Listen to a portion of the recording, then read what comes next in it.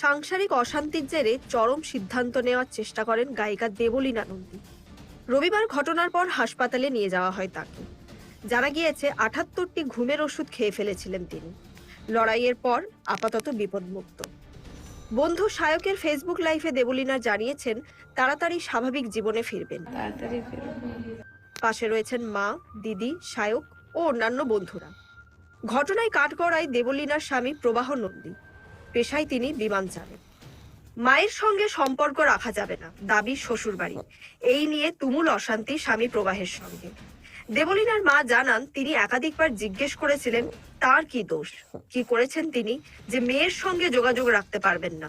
আমার এত সমস্যা কেন? আর কোনোদিনও আমি জানি না যে আমাকে নিয়ে এত মন্তব্য, মা এত কষ্ট কেন ওদের হয়েছে যে মা পেছন ছাড়ে না, মা পেছন ছাড়ে না।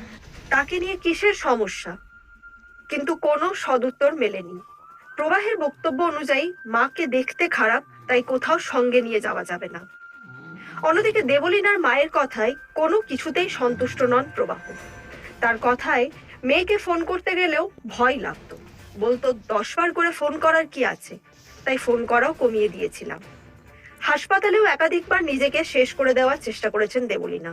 চিকিৎসকের পরামর্শ, এই মুহূর্তে চোখে চোখে রাখতে হবে তাকে। প্রসঙ্গত বেশ কিছুদিন আগে শ্বশুরবাড়ি থেকে বের করে দেওয়া হয়েছিল দেব